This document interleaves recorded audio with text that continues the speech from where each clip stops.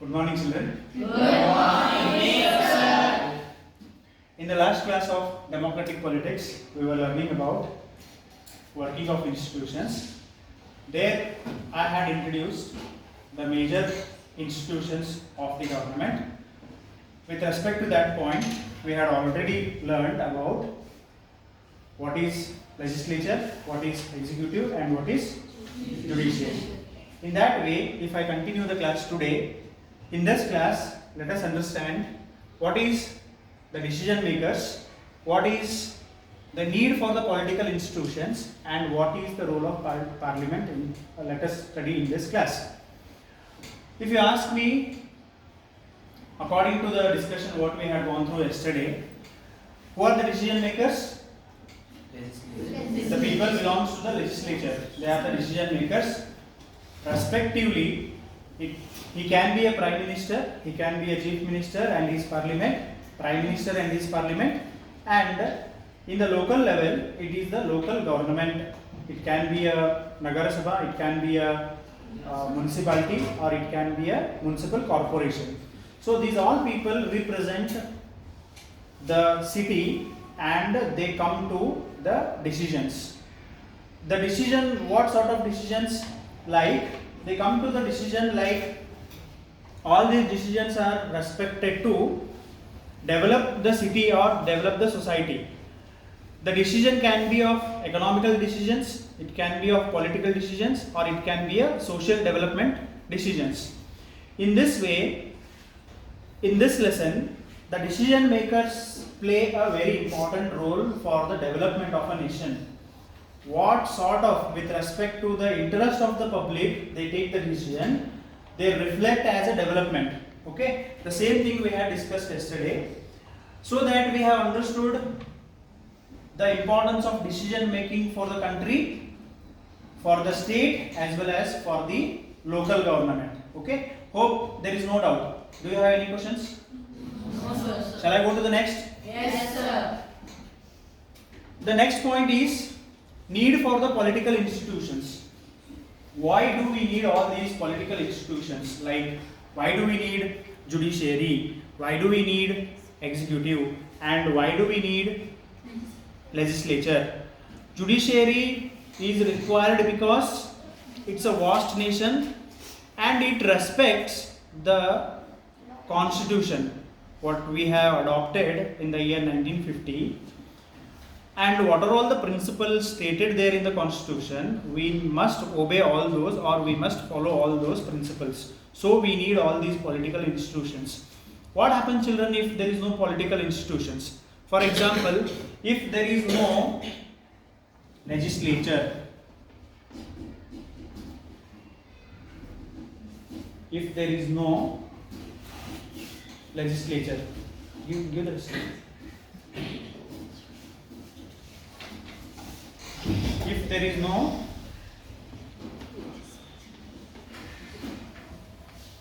no legislature, what would be the condition of India? There will be no decision makers. Okay, people do not agree each other, and there will be a inequality in practice. Some make decisions, some may not be the part of the decision. Some may follow the decision taken, or most of us will not follow the decision taken. In this way, legislature is very important. Not only legislature, the rest too, executive and judiciary, are very important. So they are very important and necessary for the country like India, because we have a big population.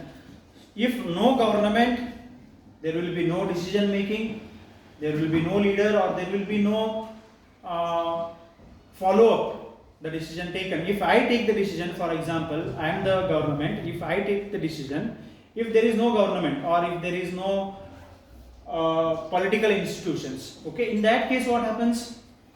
Most of you do not follow my decision. It will be my own decision if you will not follow, and that sort of decisions will not be entertained. They will not get they will not be forwarded, okay, or they will not be followed. They will not be forwarded, or they will not be followed. Okay, so this lesson is of working of institutions. Here we are understanding how do they work as well as what are their limitations and duties. Okay, all of these have limitations. That part I will take later. Okay, hope the first point, the decision makers, is clear. Yes. Any questions? No, sir. Need for the political institutions, what reasons you will state? It is a vast nation. Okay, political institutions are must because we all want to develop each other. Okay, and we all want to respect our constitution. For all these things, need for the political institution is must. Either it is a legislature, executive or judiciary. Each one of them are unique. They are not the same.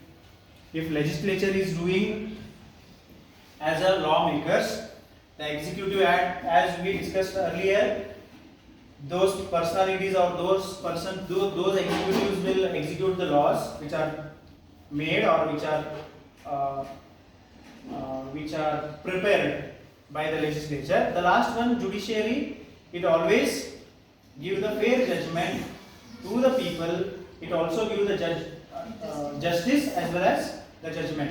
Okay, the verdict or the judgment we can call that. Okay, any questions here? Three strong reasons can you state here with respect to this second point? Shall I go to the next? Yes, sir. Okay. The next is parliament. Parliament in the democratic government is nothing but it is a house where all our representatives meet together and discuss the issues and about the developments of the nation. What it is? It's a house where all our political representatives, MLAs, MPs, okay, with respect to central government it changes and state government it changes. There is a similarity in functions, but they are unique. These are all like, if I come to state, Vidhana Sabha and Vidhana Parishad we consider. If I refer to the central government, it is Lok Sabha and the Rajya Sabha. Okay, that parliamentary sessions. What are the parliamentary sessions? What is parliament? And how do they function? How parliament functions with all setups, with all aims and objectives. How our representatives works. Let us learn through this video in this class. Okay. So here is a video. You might have observed in your television sets also, like wherever there will be a parliamentary sessions going on, this window is very common. Like this shows that people, like in this here all this, they are sitting each other. Okay, so they are facing face to face, they are sitting. One side it is a ruling party and another side it is a opposition party. Okay, that is the arrangement in the parliament. It is mostly followed in all the assembly halls. This hall we call it as a assembly hall or parliament hall. Okay, so what do they do? Please go through this. Please listen carefully. Have you ever wondered? Have you ever watched a parliament session live on television? Have you ever wondered how the two houses, the Lok Sabha and the Rajya Sabha, meet, discuss and legislate in an orderly fashion? I'll talk about the difference between Lok Sabha and Rajya Sabha a little later. But what kind of discussions and who are the actual part of the discussion and how each member will get the turn, that we will understand first, then we go for the next steps. Clear? Yes, sir. They are able to do this in a smooth fashion because of the parliamentary procedures that are laid out. Parliamentary procedures are ways in which the parliament and state legislatures function. Look at this screen carefully. Parliamentary have some sort of discussions. Not all the discussions are same. There are sessions. there is quorum, there is question hour, there is a 0 hour, and there are motions. What are all those? We will discuss it later. Clear? Yes, sir. Let's look at some of these procedures. Click a tab to learn more. First, we will go through what is sessions and how do they manage. The President summons each House of the Parliament for sessions or meetings at least twice in a year. The Parliament has 3 sessions every year: Budget, Monsoon, and the Winter Session. Who heads or who addresses the parliamentary sessions? President. The President. For how many times in a year? 3 times. It was earlier 2 times and one more time specially called budget session is added. So it is totally 3 times. Budget session always be scheduled in the months of February, March. Between these months, it can be a February, March, April or May. The next session is monsoon. It will be in the month of July or August, and the winter session, the winter is approaching, so that it is said that in the coming months, coming days, we have one session called winter session. Okay, what do they discuss? It is all about the sessions. Okay, in the next tab, let us understand what is quorum. Is this clear, children? Yes, sir. Shall I go to the next? Yes, sir.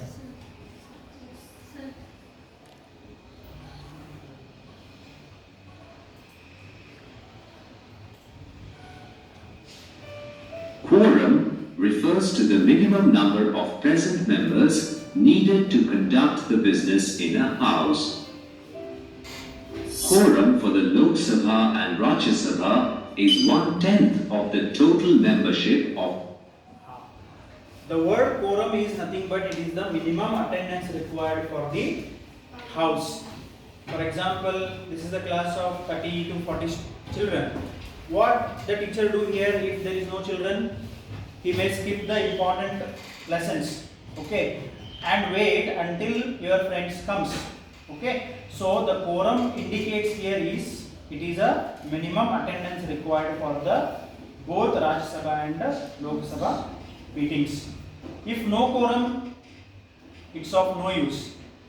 Arranging the meetings, spending lot of money, and there will be important discussion. Some minister may plan that will not be entertained if there is no attendance. How it happens with the teacher, and the teacher plans a lesson and there is no attendance, it's of no use, so that teacher will postpone his teachings. Similarly, the quorum is very important. Look at the quorum required with this pie chart. Lok Sabha 54 members out of 542 members in Lok Sabha. Quorum is equal to 1/10 of the members of each house. What it is? What it should be? 1/10 of attendance. What is 1/10? Member of each house. If it is a house of 30, what is 1/10 of how? 3. 30? 3. 30 or 10 or 30? 1/10 of 30? 3, sir. 3. Okay. So that side Rajya Sabha at least 25 members out of 250 members in the Rajya Sabha. Okay.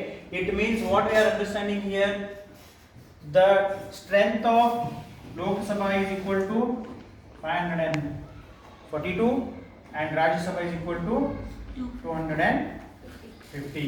Okay. So this total population, total members, the 1/3 of quorum is required for the further discussions. Then the speaker allows the members to start their discussions. Otherwise, it is not possible. Clear? Shall we move forward? Yes, sir. Each house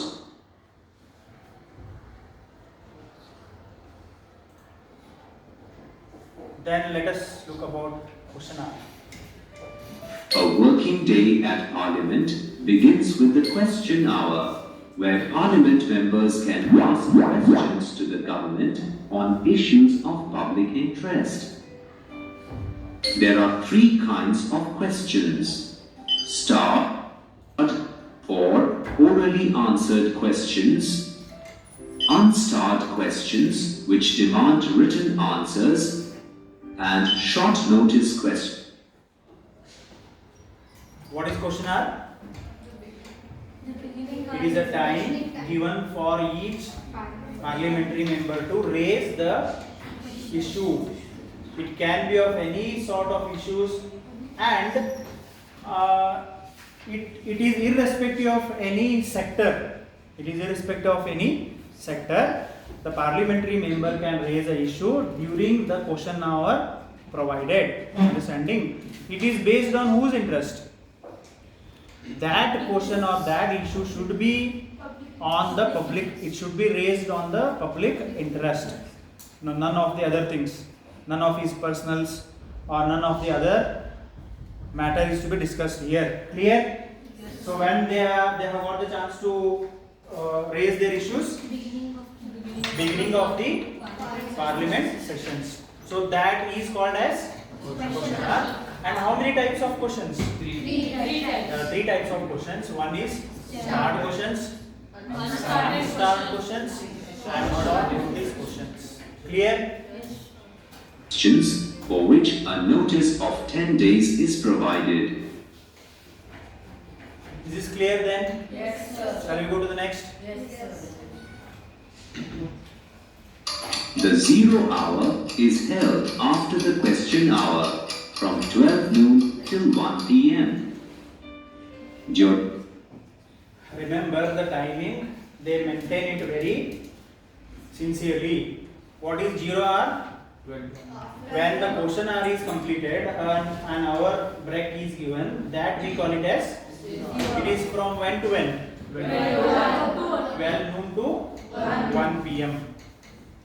During this period, members can ask questions without prior notice. I will replay this. The 0 hour is held after the question hour from 12 noon till 1 p.m.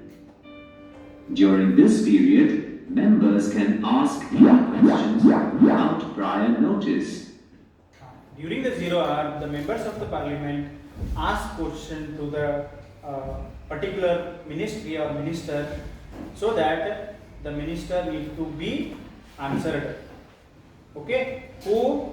It can be a opposition or it can be a ruling party. Members ask the question in the 0 hour, in this period only, nowhere else, nowhere like during the session, during the question hours or during the motions. He is entitled to ask his questions only during this 1 hour. It is a very precious hour. Is this clear? Yes, Shall we go to the next? sir. Motions are official proposals used by parliamentary members to draw the government's attention towards an important public issue. What do you mean by motions? It is a important discussion or it is an important matter. They feel it is to be discussed furthermost, so they ask the speaker's permission. Madam Speaker, I would like to table a motion to discuss the issue of price rise. What is the issue here? Price of everyday commodities are hiked, so I want your permission to discuss that issue as a motions. So this motion is accepted and will be taken up for discussion tomorrow. The speaker who is sitting on top consider and he gives time for that particular issue to be discussed in the next day. Understanding?